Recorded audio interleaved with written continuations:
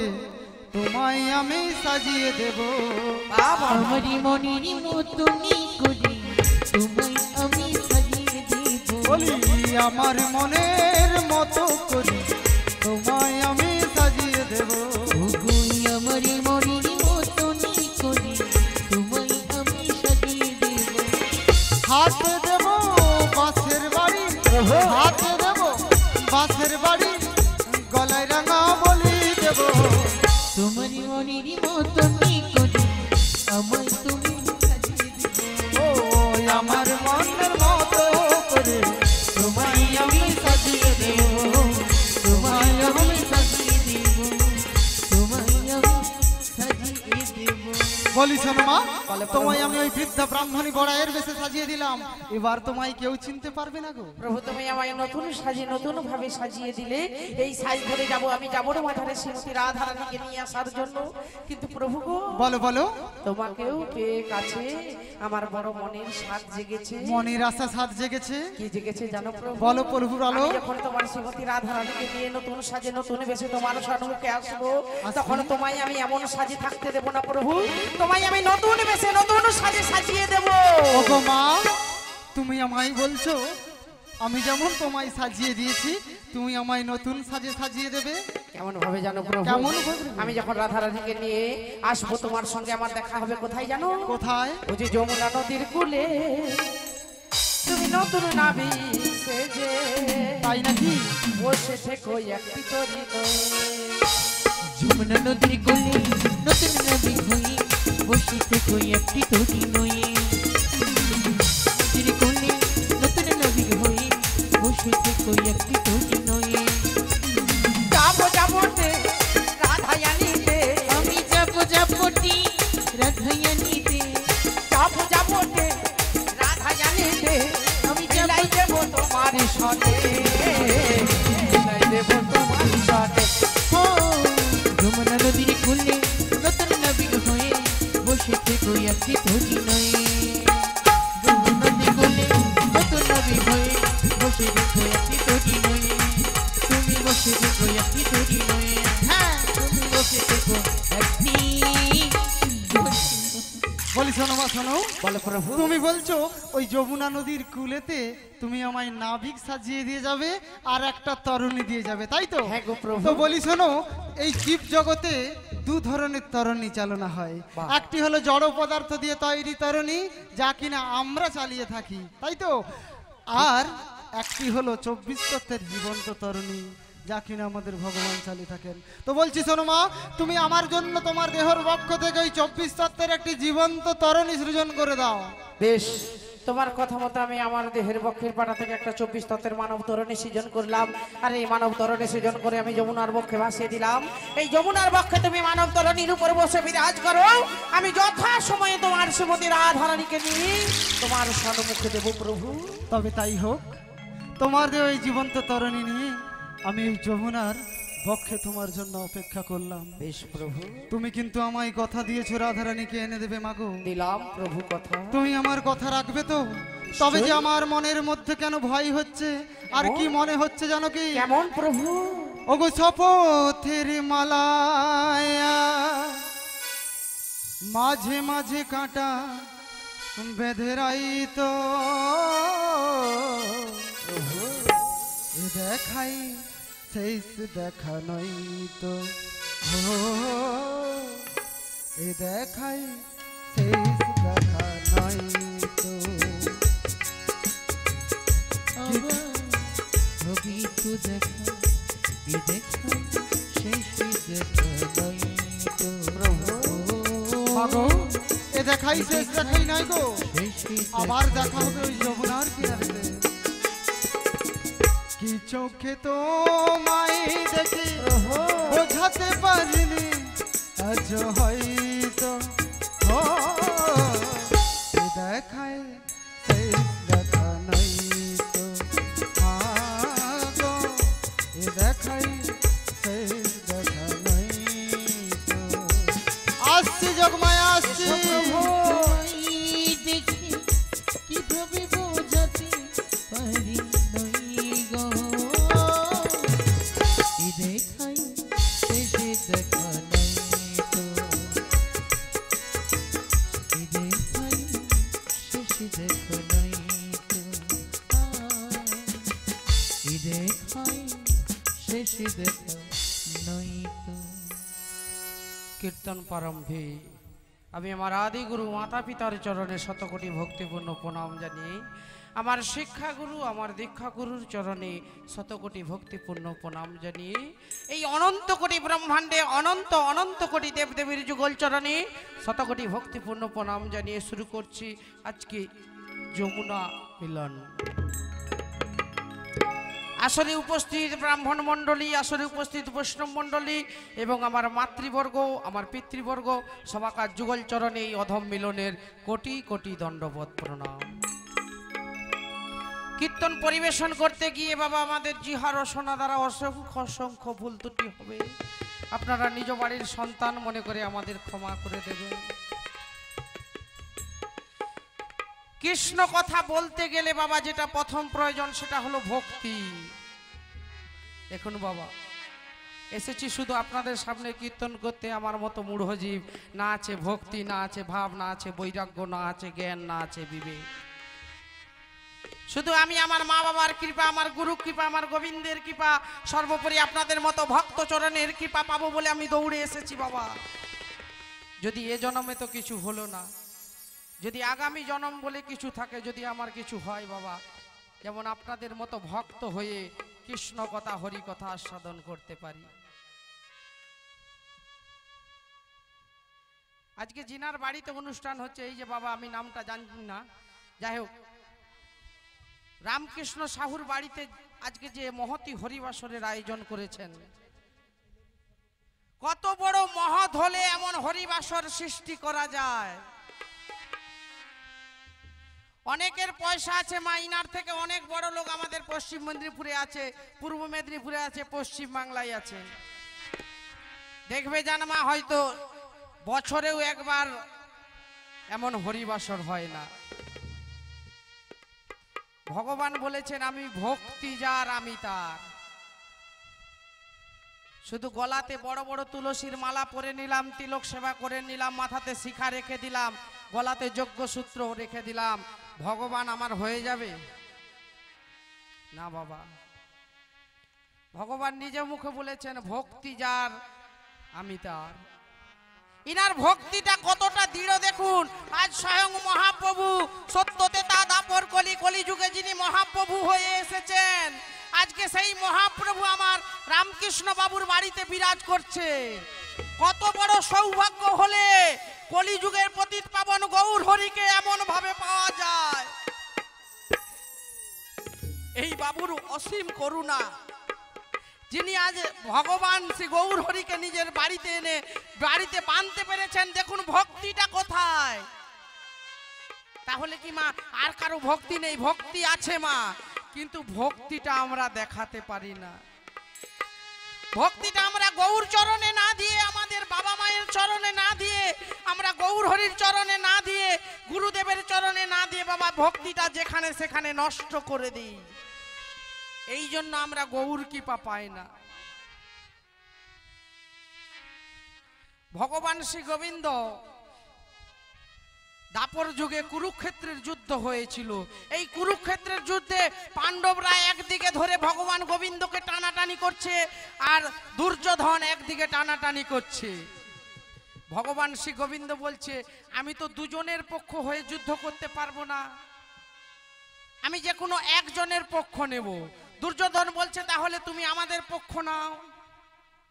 বলছে এভাবে তো হয় না, তুমি বলছো তোমার পক্ষ নিতে আর অর্জুন বলছে তার পক্ষ নিতে, তাহলে আমি তো দুজনের হয়ে যুদ্ধ করতে পারবো না, তাহলে তুমি কার হবে? কাল প্রভাত কালে যার আমি বদন আগে দর্শন করব, আমি তার হয়ে যুদ্ধ করব। এই কথাটা শুনে দুজন চলে গেল, অর্জুন আর দুর্যোধন। দুর্যোধন মনে মনে ভাবছে অর্জুনের প্রভাত কালে যাবে, আমি মধ্যরাত্রে গিয়ে দর্শন দিয়ে দেব ভগবান শ্রী গোবিন্দকে, দেখি অর্জুন কি করে ভগবান শ্রীকৃষ্ণকে নিতে পারে। দুর্যোধন গিয়েছে মা। দেখুন ব্রহ্মকাল বলে একটি কাল রয়েছে, যেটা ভোর 3টে থেকে ভোর 5টা পর্যন্ত এই সময়টা যদি কারো ঘুম ভেঙে যায় তিনি মনে করবেন মা ভগবান শ্রী গোবিন্দ তানার কৃপা করেছে। সবার কিন্তু ভাঙে না, এই ভোর 3টে থেকে ভোর 5টার মধ্যে সবার ঘুম ভাঙে না। যাকে একমাত্র গৌরহরি কৃপা করেন, যাকে গোবিন্দ কৃপা করেন, তিনারই এই ঘুমটা ভাঙে। তাই আজ দুর্যোধনের ঘুমটা ভেঙে গেছে, আর ভেঙেই দেখছে যে প্রভাত হতে এখন অনেকটা সময় বাকি রয়েছে, আমি যাই ভগবান শ্রী গোবিন্দের কাছে, আর গিয়েই দর্শন করা মাত্র ভগবান আমার হয়ে যুদ্ধটা করবে, এই আশা নিয়ে গিয়েছেন। গিয়ে কি দেখছেন না, আমার ভগবান শ্রী গোবিন্দ ঘুমিয়ে রয়েছে, উনি ডাকছেন না। মনে মনে চিন্তা করছেন আমি তো আসবো, কৃষ্ণ তুমি পারতে না আমার জন্য একটা স্বর্ণ সিংহাসন করে রাখতে? তিনি তো অন্তর্যামী ভগবান। তিনি দেখলেন আজ দুর্যোধনের মনে কতটা অহংকার, আমি কলিহত জীবকে দেখিয়ে দিয়ে যাব। মাথার দিকে একটা স্বর্ণ সিংহাসন দিয়ে রেখেছে।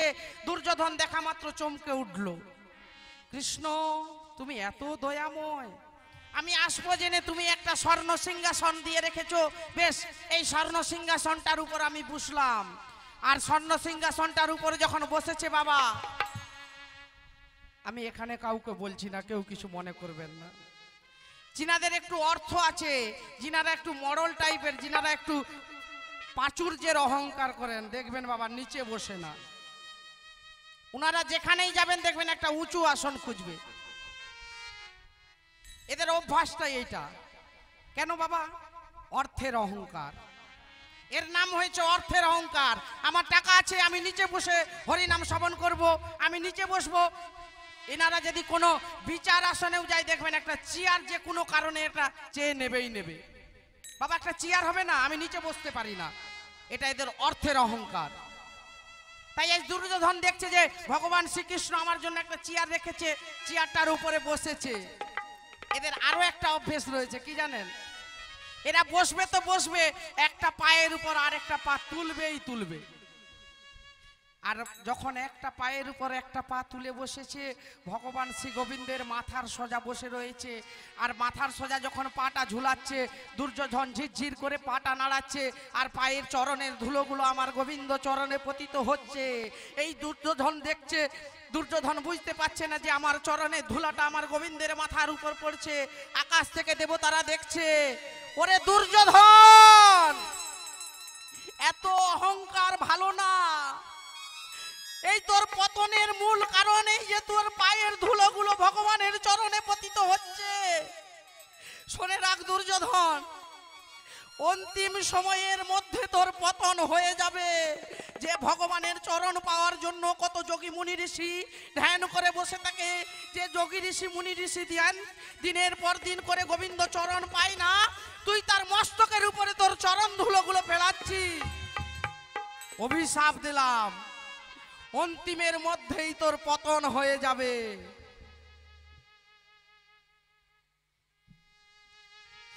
দুর্যোধন বুঝতে পারলো না, বসে বসে পাটা ঝিরঝির করে নাড়াচ্ছে।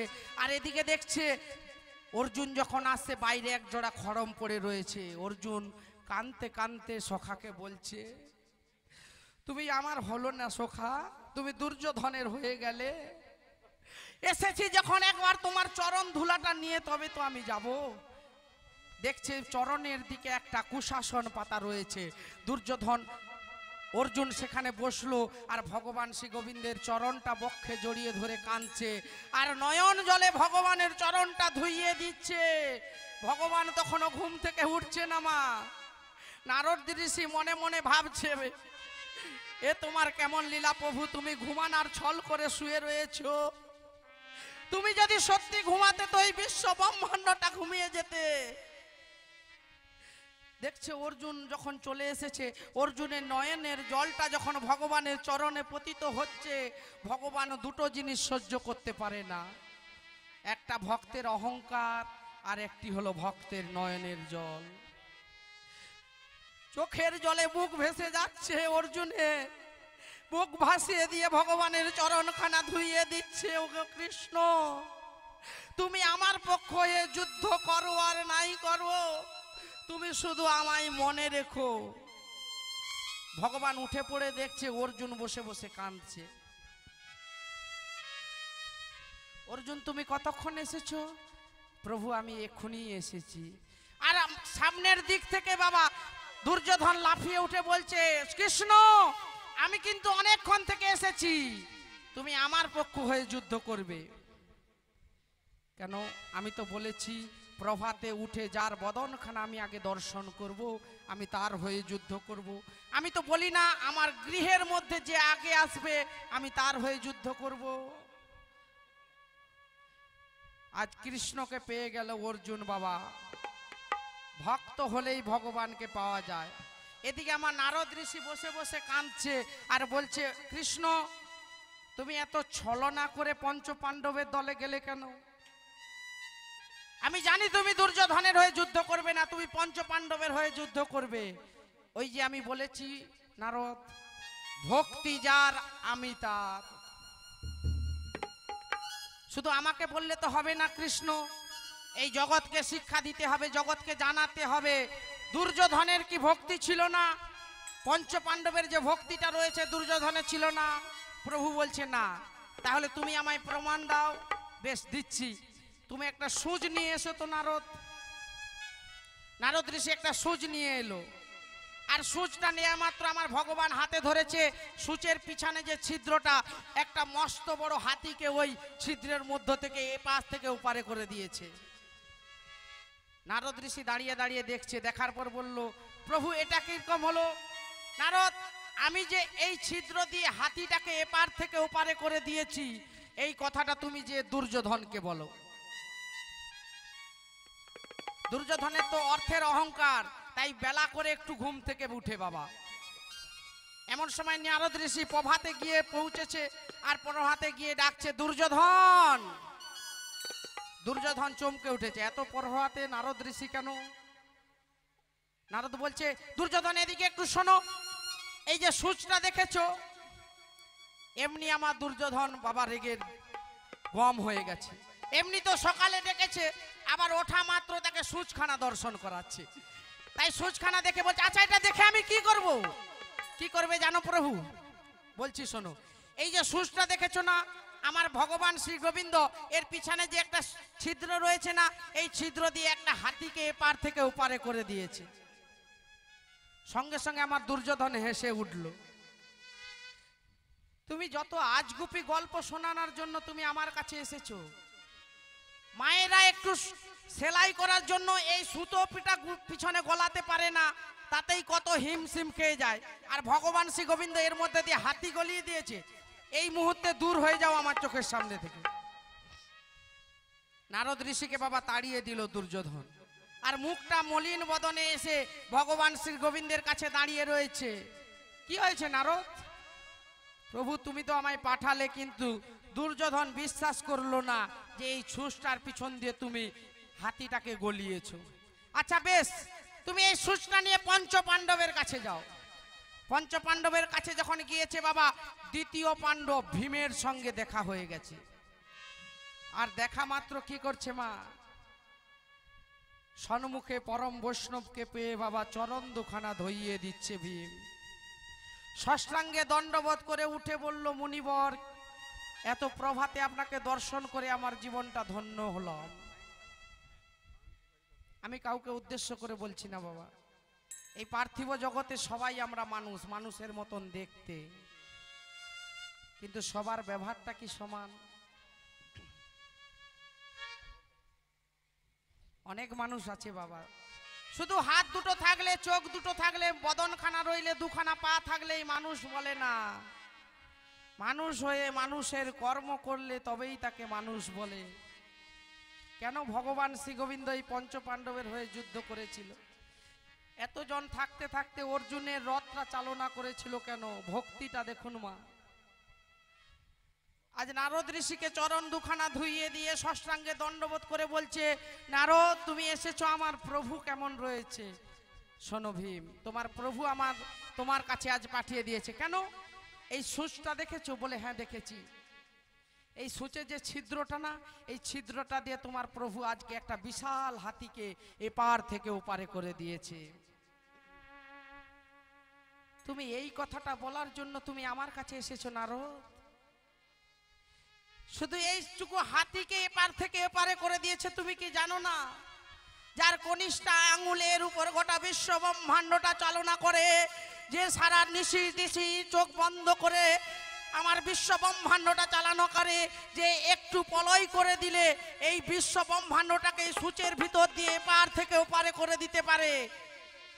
তুমি সামান্য একটা হাতিকে এপার থেকে ওপারে করেছে বলে তুমি আমায় বলতে এসেছো?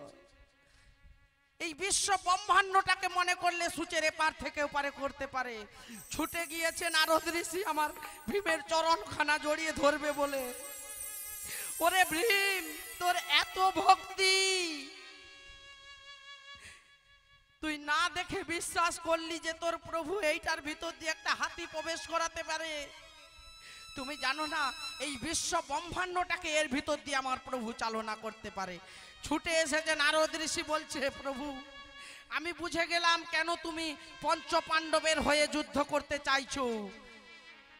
যে ভক্তি দিয়ে তোমাকে বেঁধে রেখেছে, এই ভক্তির দ্বারা তুমি আজ পঞ্চ পাণ্ডবের হয়েছো। তাই আমার বাবু যিনি আজ এই হরিবাসরের আয়োজন করেছেন, খুবই মহৎ লোক, না হলে এত সুন্দর হরিবাসরের আয়োজন করতে পারেন না বাবা। তাই সবাই মিলে আমরা এই বাবুর নামে একবার জয় ধ্বনি দেব। শ্রী গুরু নিতাই গৌর প্রেমানন্দে হরি হরি হরি। আজ আমায় প্রভু আদেশ দিয়েছে, ওগো যোগমায়া যাও, জাবর মাঝারে শ্রীমতী রাধারানী রয়েছে, তুমি জাবর মাঝার থেকে আমার শ্রীমতী রাধারানীকে নিয়ে এসো। কিন্তু আমার জাবর মাঝারে যেতে হলে আগে জটিলা আর কুটিলা রয়েছে, তাই একবার জটিলা আর কুটিলাকে একবার ডেকে দেখি। ওরে ও জটিলে, জটিলা কি শুনতে পাও না? ডাকলে কেন সাড়া দাও না?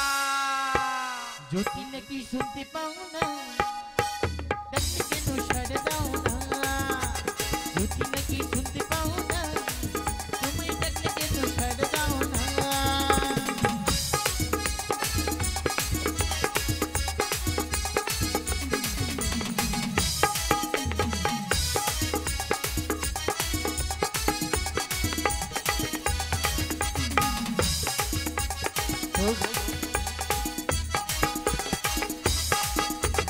জটিলা কি শুনতে পাও না?